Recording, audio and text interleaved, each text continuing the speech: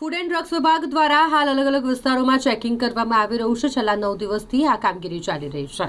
વડોદરા મહાનગર સેવા સદનના મ્યુનિસિપલ કમિશનરના આદેશ મુજબ ફૂડ એન્ડ ડ્રગ્સ વિભાગ દ્વારા આ ચેકિંગ કરવામાં આવી રહ્યું છે, જેમાં ખાસ કરીને હેરિટેજ બિલ્ડિંગની આજુબાજુ આવેલા જે ખાણીપીણીના રેસ્ટોરન્ટ હોય, જે સ્ટોલ્સ હોય, લારી ગલ્લા હોય, ત્યાં ચકાસણી કરવામાં આવી રહ્યું છે.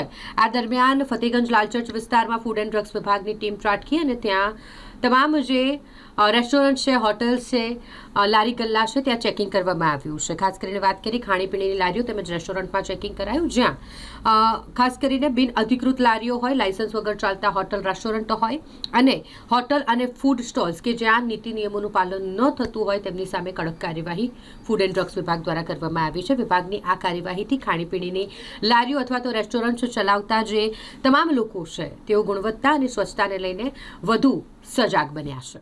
ખાસ કરીને જે અત્યારે હેરિટેજ બિલ્ડિંગની આસપાસની ખાણીપાણીની જે લારી છે, રેસ્ટોરન્ટ છે, કે એમાં અત્યારે ચેકિંગની કામગીરી છેલ્લા અઠવાડિયાથી હાથ ધરવામાં આવેલ છે. જુદા જુદા જે 41 હેરિટેજ પ્લેસ છે એમાં એની આસપાસનો જે વિસ્તાર છે એમાં સારી ગુણવત્તાનો ખોરાક મળે એના માટે આપણે ચેકિંગની કામગીરી હાથ ધરેલ છે.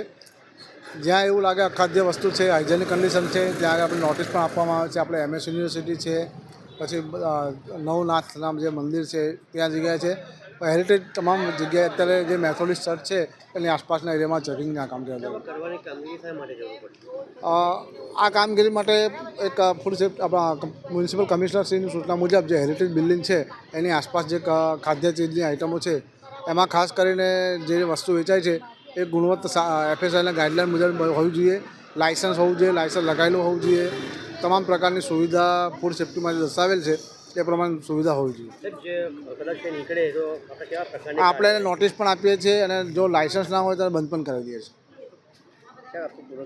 Jitendrasinh Gohil, food officer.